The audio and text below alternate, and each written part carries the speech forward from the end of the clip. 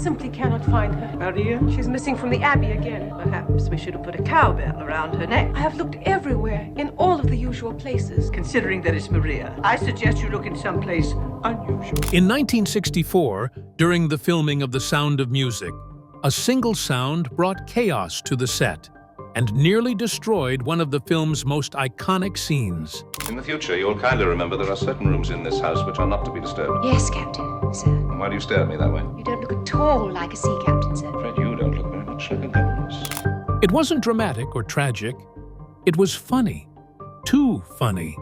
So funny that no one could stay in character. Take after take was ruined. The studio spent thousands trying to fix it, then chose to bury the story completely. For decades, it stayed hidden until Julie Andrews finally told the truth on live television. What really happened in that gazebo? And why did Christopher Plummer, who hated the film, agree to keep quiet? Europe falls in love with the story. It all started quietly in the mid-1950s. Back in 1956, a German producer named Wolfgang Liebeneiner released 2 films based on Maria von Trapp's memoir, The Story of the Trapp Family Singers. The first was Die Trapp-Familie, and it was followed by a sequel a year later. They were low-budget, sentimental, and very European in tone. But they struck a chord. In post-war West Germany, people were craving stories that were heartwarming and full of hope. These 2 films delivered just that. Both films turned into box office gold. In fact, they were the biggest commercial film success in West Germany at the time. The story's charm didn't stop there. It spread like wildfire through Europe, and even found an audience in South America. People across different languages and cultures connected with the image of a musical Austrian family standing up to the Nazis and choosing love over fear. But when the films were shown to American studios, the reaction was not great. To put it nicely, Hollywood thought the movies looked like a high school play, too sentimental, too corny, too foreign. Nobody was lining up to bring the Von Trapps to the U.S. screen. That is, until a man named Vincent J. Dunhue stepped in. Dunhue was no ordinary director. He had just won a Tony Award and had a sharp eye for stories that could move people. Paramount sent him to scout out new projects, and he happened to screen the German Trapp family movies. At first, he had the same reaction everyone else did, clumsy and awkward. But then, something unexpected happened. Beneath the low-budget production and outdated style, he saw something real. The story had soul. It had heart. And Dunhue said something no one had dared to say before. You can't make this a film. You have to turn it into a Broadway musical.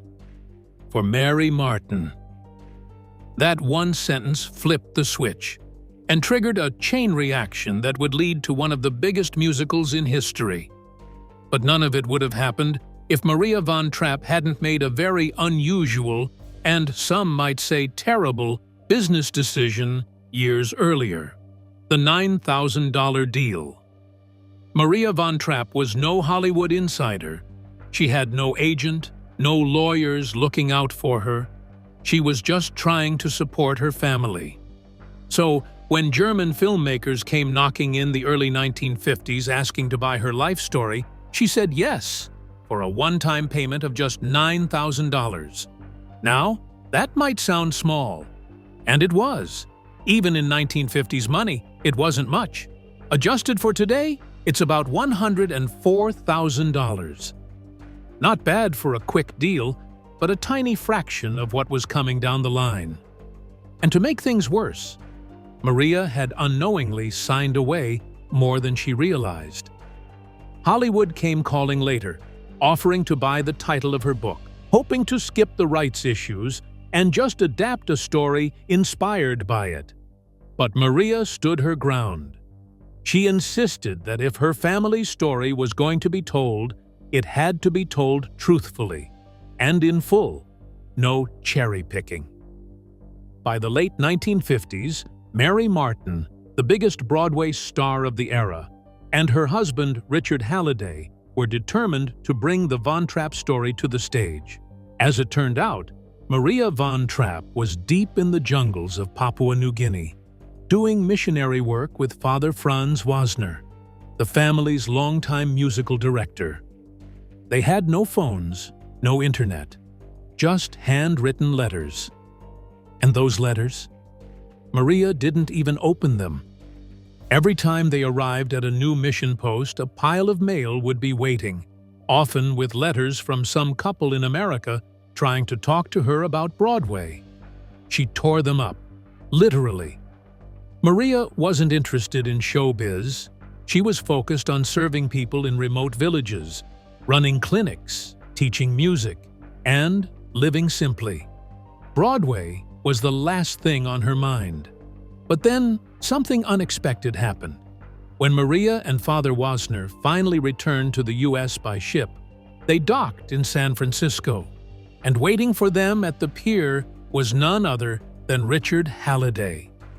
He handed Maria 2 tickets to see his wife perform in Annie Get Your Gun. Maria agreed to go, probably just to be polite. But what she saw on that stage blew her away. Mary Martin was charming, powerful, and magnetic. Maria was moved, but still had bad news to deliver. She explained she had already sold the film rights to the Germans years ago. That door was technically closed. Still, she gave the couple a surprising green light. "You're welcome to give it your best shot," she told them. That one chance, one casual okay from Maria, would kick off one of Broadway's biggest legends, the gamble that paid off. When producers first got serious about turning Maria Von Trapp's life into a stage musical, they had a very different plan. The idea was to mix traditional Austrian folk songs, like the real tunes the Trapp family sang in concerts, with just a few new songs to help tie the story together. Think a little Broadway flavor sprinkled over old European charm. But when they approached Richard Rodgers and Oscar Hammerstein to write just 1 or 2 songs, the legendary duo didn't hold back. Rodgers and Hammerstein basically said, "Thanks, but no thanks. Either we write the whole thing, or we're out." They didn't want their work clashing with old Austrian ballads. It was all or nothing. And that moment changed everything. The producers hit pause. Rodgers and Hammerstein still had to finish Flower Drum Song, so the new project was shelved temporarily. But when they finally returned to the Von Trapp story, they rewrote the entire concept from scratch, with all original songs. And not just any songs. We're talking about classics like My Favorite Things, Do Re Mi, Edelweiss, and Climb Every Mountain, songs that the world still sings today. Then came opening night, November 16, 1959. The curtain rose at the Lunt-Fontanne Theater on Broadway with Mary Martin as Maria and Theodore Beichel as Captain Von Trapp. The production cost $400,000 to stage. A hefty budget back then. But the buzz was electric. Ticket sales exploded, eventually raking in over $232 million in advanced bookings alone. Let that sink in. Over $232 million, before most people had even seen the show. Mary Martin barely took a day off. She only missed 1 performance in the entire run. The show ran for 1,443 performances, nearly 4 years, before closing in June 1963. But by the summer of 1960, something else started heating up.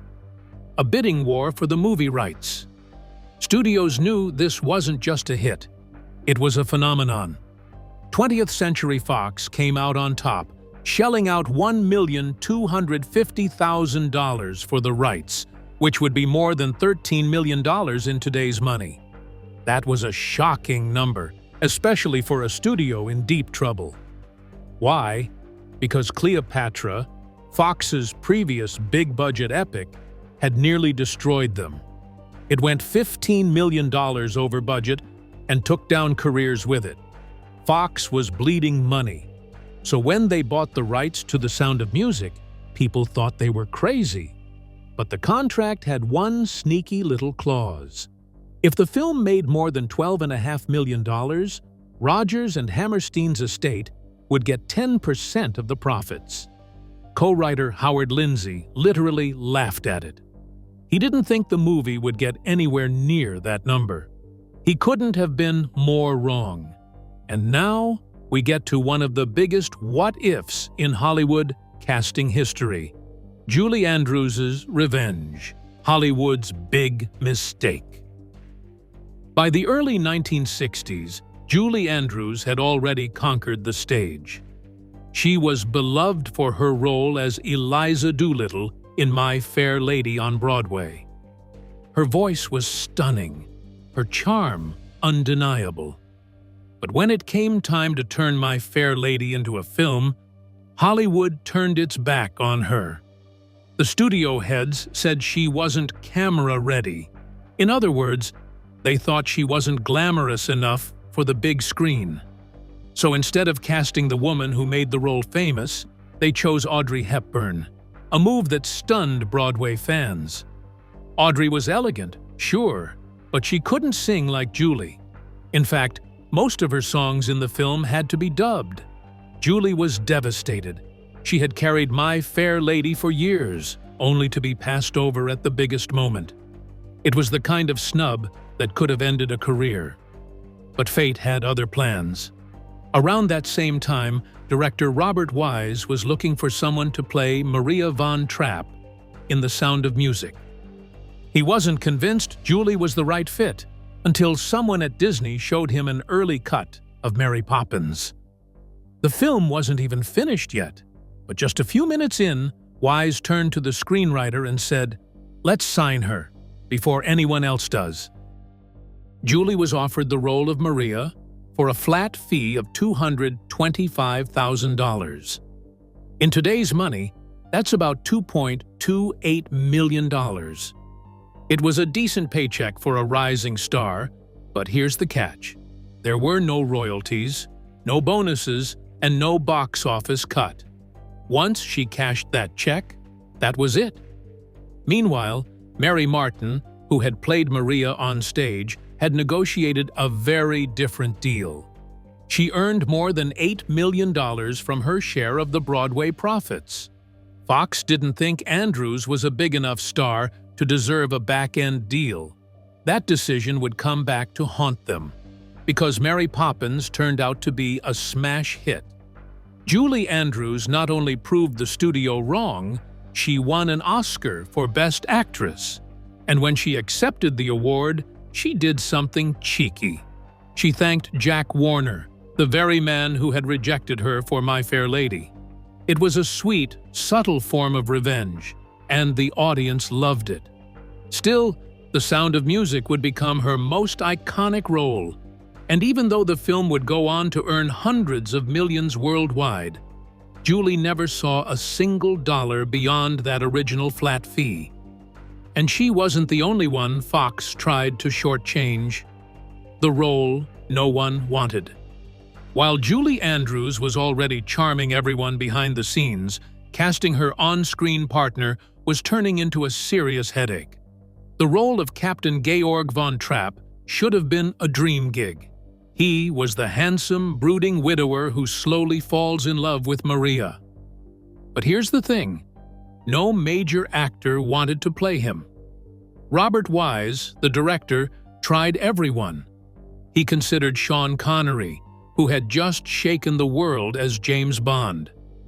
He also reached out to Richard Burton, known for his intense performances and his rocky relationship with Elizabeth Taylor. Even Bing Crosby was floated as a possibility, but none of them fit the tone or spirit of the film. Some said no, others just didn't seem right. Then came Christopher Plummer. He was classically trained, elegant, and sharp, but he didn't like the script. at all. In fact, Plummer thought The Sound of Music was too sweet, too sentimental. He called it the sound of mucus behind the scenes and turned down the role several times. The idea of playing a strict, emotionally stiff father in a musical didn't interest him, but Robert Wise believed in him. So he flew to London to convince Plummer face to face. Plummer agreed, but only under one condition. He wanted to reshape the character. He told the writers the captain needed more depth, more heart, better dialogue, and most of all, he needed his own song, something to show his emotional side. That's how Edelweiss ended up in the film. It's not an Austrian folk song, like many believe. Rodgers and Hammerstein actually wrote it for Plummer's character. The idea was to give the captain a quiet, personal moment of vulnerability. Even with those changes, Plummer still struggled. He later admitted that he drank through parts of the shoot. During the filming of the family's big farewell performance to the Nazis, arguably one of the most intense scenes, Plummer was actually drunk. He said it helped him get through the stiffness of the role. Despite all the tension, his performance worked. He brought dignity and restraint to the captain, making the character's transformation from cold disciplinarian to loving father feel real, and audiences fell in love with it. But here's a wild twist. Christopher Plummer also had a flat contract. No royalties, no back-end deal. Just like Julie Andrews, he walked away with a set paycheck. As the film went on to gross over $286 million around the world, both stars watched from the sidelines, cheered, but did not receive beyond what was agreed on. And while the adults were dealing with contracts and rewrites, the younger cast members were about to face their own chaos. Liesl, Friedrich, and the future stars. The search for the Von Trapp children was anything but simple, and the competition was fierce. Take the role of Liesl, the oldest daughter. Believe it or not, a young Mia Farrow auditioned 3 times. She was only 20, still fresh-faced and delicate. The casting team's notes were blunt. Sweet, but no spark. Not enough energy. Can't really dance. That was that. Farrow was out. Ironically, the woman who did get the part, Charmian Carr, was actually 21, not years old. 21 years older than Farrow. Yep, Carr was cast to play 16 while already in her 20s, but she had something Farrow didn't. This confident glow and graceful charm that lit up every room. Losing out on The Sound of Music may have stung for Farrow, but it opened the door to something even bigger. Just a few years later, she'd terrify the world in Rosemary's Baby, and her Hollywood path would never be the same. As for Friedrich, the second oldest Argerus child, one of the actors who auditioned was Kurt Russell. Yes, the same Kurt Russell who would later become an action star. Patty Duke and Terry Garr also threw their names in. But in the end, the role went to Nicholas Hammond, a thoughtful, 15-year-old kid with a calm intensity the director loved. Years later, Hammond made history in a whole new way. He became the very first live-action Spider-Man on television in 1977. The rest of the Von Trapp kids, they were hand-picked after grueling auditions. The casting team searched for weeks, sometimes months, until they found just the right faces, voices, and personalities. And what they built wasn't just a cast. It was a family. Even decades later, the actors who played the children remained close. They reunited often, supported each other through life events, and kept in touch with both Julie Andrews and Christopher Plummer until the very end. Their bond felt real because it was real, and the world noticed. The box office takeover. For nearly 3 decades, one film ruled Hollywood's box office like an untouchable king: Gone with the Wind. Since its release in 1939, it sat at the top, undefeated, through wars, golden ages, and new technologies. Then came The Sound of Music. When it was released in 1965, no one saw this coming. But by November of 1966, just 18 months later, it had done the impossible. It dethroned Gone with the Wind, raking in an unheard-of $286 million at the global box office. And here's the thing: that was not inflated modern money.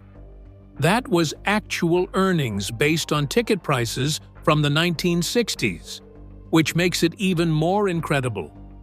To put it another way, The Sound of Music sold 283 million tickets around the world. That's nearly 1 out of every 12 people alive at the time. People who didn't even speak English were humming "Do-Re-Mi" in villages without electricity. Folks still recognized Edelweiss. And there was no viral marketing, no online trailers, no streaming platforms. Just word of mouth, radio mentions, glowing reviews, and families going back to see it a second, third, even 10th time. It became more than a film. It became a global phenomenon, a moment in history that people shared, regardless of country, language, or age. And then came the cherry on top: the Oscars. The Sound of Music swept the Academy Awards, winning 5: Best Picture, Best Director, Best Sound, Best Editing, and Best Score. Director Robert Wise, who had already made waves with West Side Story, proved that lightning could strike twice. This wasn't just a fluffy musical anymore. Critics had to admit it. It was art.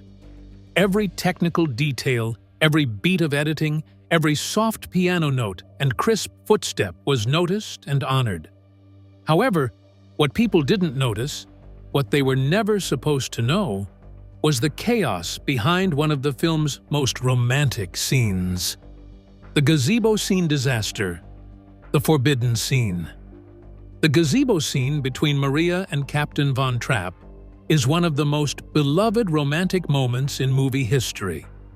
You know the one: soft moonlight, quiet music, a slow kiss as they finally confess their love. But what you don't know is this: the scene was a complete disaster to film. The problem? The lights. Specifically, the massive carbon arc lights used to simulate moonlight. These were industrial machines, bright, hot, and loud, really loud. And not just any kind of loud. They made a noise that sounded exactly like a fart, a long, wet, flat raspberry. Every single time Christopher Plummer leaned in to kiss Julie Andrews, over and over. Julie said they tried 20 times, but the moment they got close to each other's faces, the lights let out that same ridiculous sound. They couldn't stop laughing. Even the serious lines, "Maria, I love you," got destroyed by giggles. The entire crew was helpless. Hours went by. Nothing worked. Eventually, director Robert Wise gave up. He scrapped the original plan. No more bright lighting. Instead, he decided to shoot the whole scene in silhouette. He placed Julie and Christopher in front of the glowing gazebo windows. That way, their faces were mostly hidden, and their laughter didn't show. It ended up looking even more romantic. That glowing, dreamy style, that wasn't on purpose. It was damage control. And the studio? They didn't want anyone to know. 20th Century Fox clamped down hard. Cast and crew were warned not to mention the noises, the laughter, or the failed takes. For years, fans believed the scene had gone off without a hitch. The truth only came out decades later. when Julie Andrews finally told the story on a talk show. She laughed, remembering it. It's very hard to be nose-to-nose doing a love scene and having these awful raspberries coming at you from below. But while the audience laughed, no one knew that Plummer himself was carrying a much heavier secret. Plummer's private misery. Christopher Plummer might have looked calm and collected on screen, but behind the scenes, he was deeply unhappy. He despised the sound of music. He called it gooey, mocked it as the sound of mucus, and even referred to it in interviews as just S&M. To him, the movie was overly sentimental, totally out of sync with the serious, challenging roles he wanted to play. And it showed. Plummer often isolated himself during filming in Salzburg. He once said the picturesque city felt more like a prison of sentimentality than a European getaway. Part of that was his own doing. He drank a lot and later admitted to gaining weight from all the rich food and alcohol.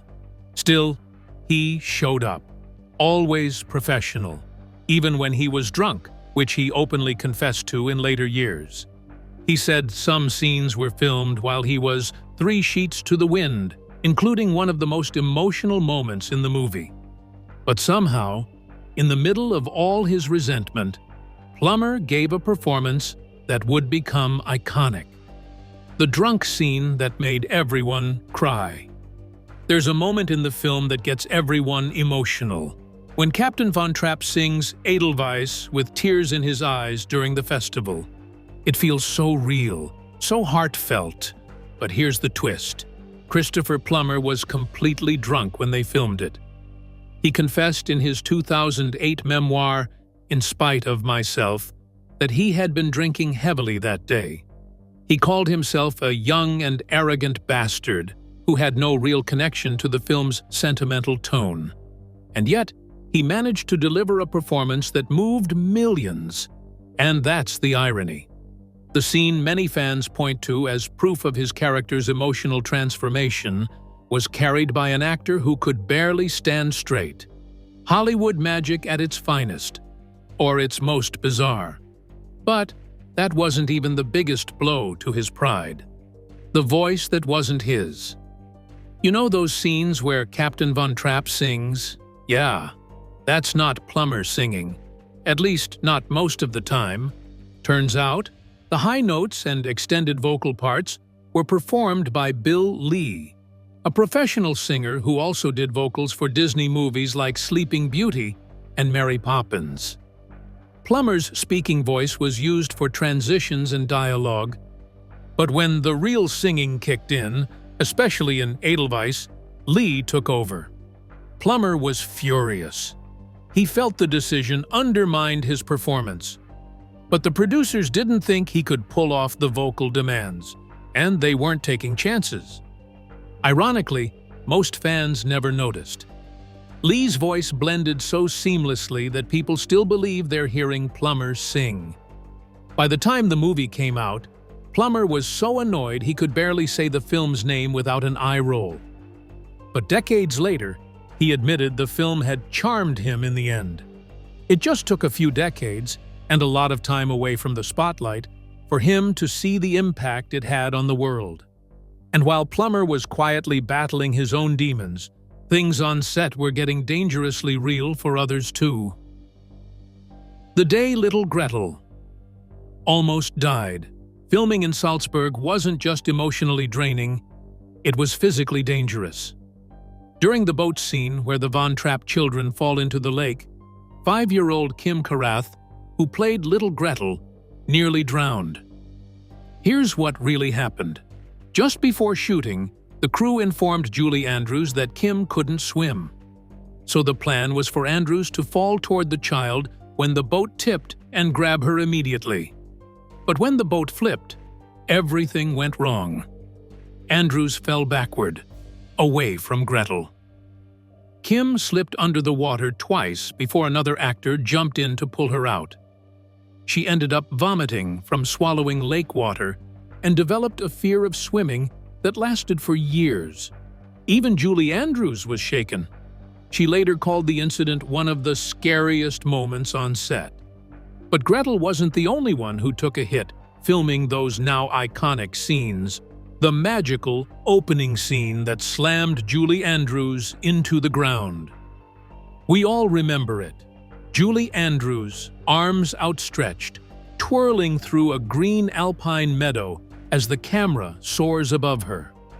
It looks peaceful, joyful, like something out of a dream. But here's what the audience didn't see. To get that sweeping aerial shot, a helicopter had to fly just 20 feet above her. Each time it circled around, the wind from the blades slammed Andrews flat into the grass. She was knocked over again and again, at least 6 or 7 times, and had to keep getting up, brushing off dirt and smiling like nothing happened. She later joked in interviews that she was almost launched into Austria. The scene looked magical, but filming it felt like a full-body tackle from the sky. A beautiful disaster in Salzburg. Filming in Salzburg looked like a dream. Rolling hills, perfect meadows, fairy tale castles. It was the ideal setting for a musical. But behind the beauty was a nightmare. The original budget for the film was $8.2 million, already expensive for the mid-1960s. But no one warned the crew that Salzburg had some of the worst weather in Europe. 1964 turned out to be one of the wettest years on record. Director Robert Wise thought they could wrap up location shooting in 6 weeks. It ended up taking 11. Rain delays brought everything to a standstill. Over 250 cast and crew members sat around in soggy clothes, wasting time and burning through the budget. The cost of hotel rooms, equipment repairs, extra meals, and rising wages made the studio executives sweat. Fox was already reeling from the disaster that was Cleopatra, and now this cheerful little musical was threatening to blow up just as badly. One studio insider even whispered, "This movie might be the end of us." But there was one more unexpected shakeup that made things even riskier. The director who walked away. Long before Robert Wise was hired, the legendary director William Wyler was supposed to lead The Sound of Music. In early 1963, he even quit his spot on Fox's board to avoid a conflict of interest. That's how serious it looked. But Wyler had doubts from the start. He didn't like the stage musical. He didn't feel connected to the script. Even when he flew to New York to see the Broadway show, he left confused. The songs didn't feel natural to him. They just didn't fit the story. He said there was something else, too. Wyler was losing his hearing. It made directing a musical even harder. His wife could see it clearly. He just wasn't into it. So Wyler began quietly looking for a way out. He needed a clean break, something that wouldn't raise suspicion. That's when producers offered him The Collector, based on the John Fowles novel. Wyler read the script and instantly knew this was more his style. Dark, twisted, psychological. He asked the Zanuck family, who were running the studio, to release him from his Sound of Music contract. The official story? Scheduling conflicts. That's what the press was told. That's what Fox repeated. But the truth was, Wyler ran the other way. And that left the door wide open for Robert Wise, who stepped in late 1963 to pick up the pieces. Thanks for watching, fam. If you enjoyed this video, be sure to like and subscribe to our channel. Check out the next video that pops up on your screen.